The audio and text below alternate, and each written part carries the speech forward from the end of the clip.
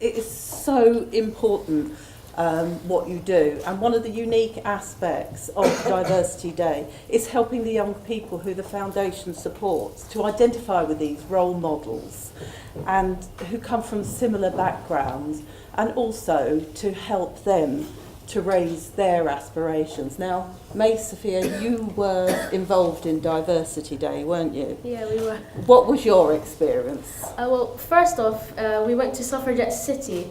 It was quite a wonderful experience. We learned what the suffragettes exactly did, because before this we weren't quite educated about it. We learned they were just people who fought for our rights. We didn't know what they went through, what they did, and it was quite eye-opening to see the hardships.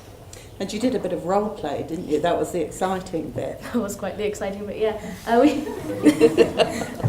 We masqueraded as suffragettes on a secret mission, and we tried to gather secret information from our sources. We won't name them. And, That's good to hear. Yes, and surprisingly, I didn't know this would happen. A police officer came along and just arrested and threw us all in jail, just like the little monstrosities we are. It's fine.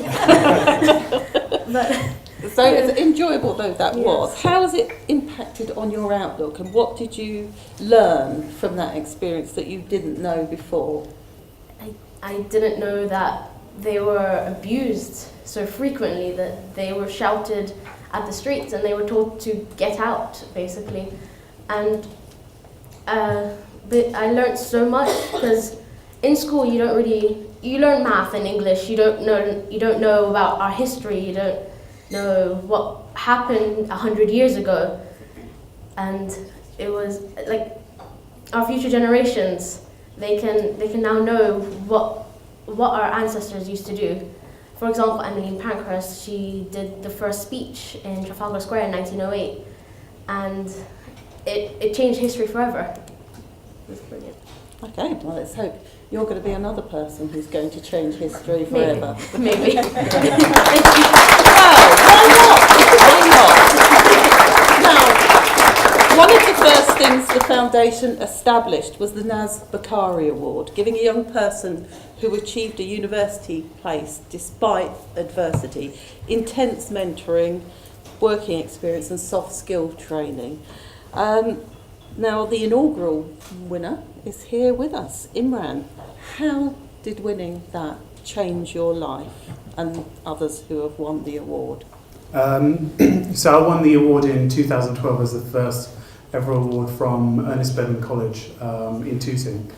And since then there's been 6 other award winners, some of them joining us here today. And although I was driven and I had a drive of doing something, I didn't know what, I didn't know how. And what the Naz Legacy Foundation gave me was a key to open so many more doors than I could have ever dreamt of. It showed me how I could use my efforts, use my ability to do things, and to become a doer in a much bigger way than I expected. And it enabled me to become chief exec of another amazing charity at the age of 23.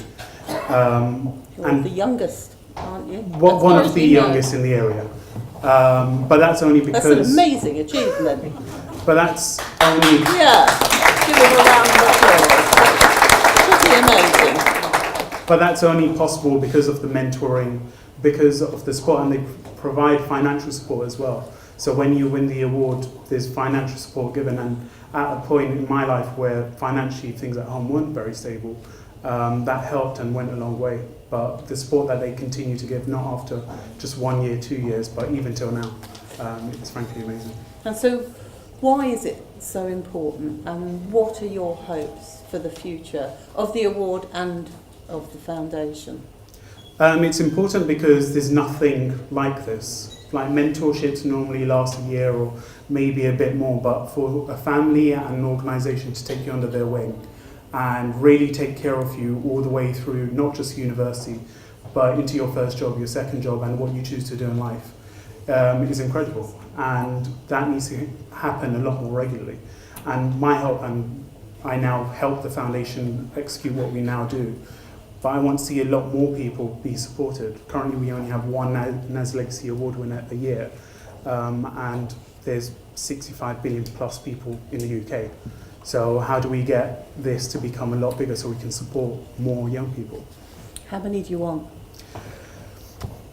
How many students there are? Like, honestly, I think everyone needs this as an element of their life because, as you mentioned, as May mentioned, education provides you a certain element of it, but what NAS Legacy does is compensate and complement what education gives you.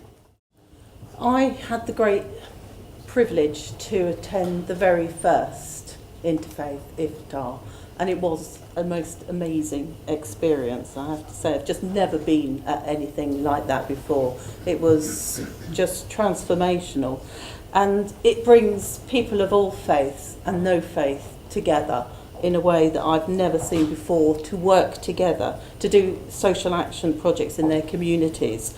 And 3 years on, it is still great to hear about how the projects have developed and also how those friendships have been maintained. Now, Inan, what impact do you think the Iftar has had on participants?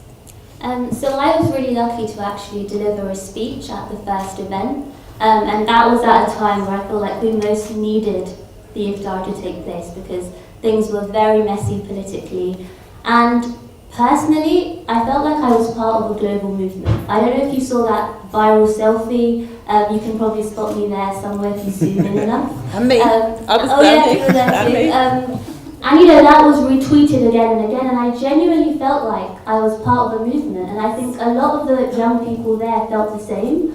As well as that, it's about, as a young Muslim myself, I felt empowered. I felt that the room was full of people that supported each other, that wanted to celebrate diversity, encourage inclusion, encourage integration, all these things that mattered so much to me. And as people of faith, people of no faith, it was honestly amazing. But as you were saying, social action projects in local communities, and that encouraged me to do the same. So after the Iftar, I was really keen on getting involved in my local community in Walthamstow to find out what kind of integrating events were going on, learning about different communities, getting involved with different people from different religions as well. And I think that's the whole purpose, and I think we need to continue that to have an effect on as many young people as possible. So why do you think that things like that are so important? What do they do? I think firstly they educate people. I think it's really easy and, to be honest, really natural to believe stereotypes and what you might hear on the news if you haven't had an opportunity to engage with that community. And I don't think that's because you're particularly ignorant. I think, as I say, I think it's quite natural. So events like NAS Legacy's Interfaith Iftar are basically bringing people of so many different faiths, some religions that quite honestly I didn't know existed. And I think that's amazing because it educates me, and I get to speak to those people, think about how I can collaborate with them, how I can learn from them, how they can learn from me, and be part of a movement and keep going, basically. Okay, so moving on to the work of the NAS Legacy Foundation. We'll start with you. Why do you think it's so important what the foundation does? As I was saying, the NAS Foundation educates people, and while we do have the State Secretary of Education here, I think maybe he can do a little bit better. It'd be interesting to hear that. But on a serious note, it does raise awareness of the current issues and the past issues we used to have, and make sure that history doesn't repeat itself, and that we can offer the opportunity to everyone, no matter who they are and what background they come from. And the future generations, they can be raised better than we were. Oh, speak for yourself. Thanks. Imran. It's important because, as in the title, it continues the work of the late Naz Bukhari. He said one thing, which was, it's not what you do in your life that really matters, it's the legacy that you leave behind. And the foundation is that legacy of not just excellence in education, but it's also about getting communities integrated, but also getting them to work together. Integration isn't far enough. As a country, we need to be one country in all our different colours, shades, and faiths and beliefs. And this hopefully continues that work moving forward. And as Inob said, we probably need it now more than we ever have. We do. And I think what's really important about the NAS Legacy Foundation is that it's giving young people a sense of identity and belonging in British society, and I think we really need to stress the importance of that, because a lot of the time when people are getting engaged with the wrong people, it's because they're not feeling a sense of purpose, a sense of belonging. And I think, as Imran is saying as well, like, we need this now more than ever, because it's so easy for young people to just go off the rails and get involved with the wrong people, with wrong gangs and things like that. So we need to make young people believe that they belong in this society rightfully, and that they can achieve whatever they want to achieve, basically, and do the best that they can. Okay, thank you. Thank you to the panel. Let's give them a round of applause. Can I just add my own personal note here, because the work of the foundation in doing integration and education is so important, and echoing what everyone says, as the daughter of 2 immigrants, it's now more important than ever before that we carry on what the NAS Legacy Foundation has as its aim, that it's not what society owes you, but what you can give back to society, and so that we can all together help shape a better society for everybody.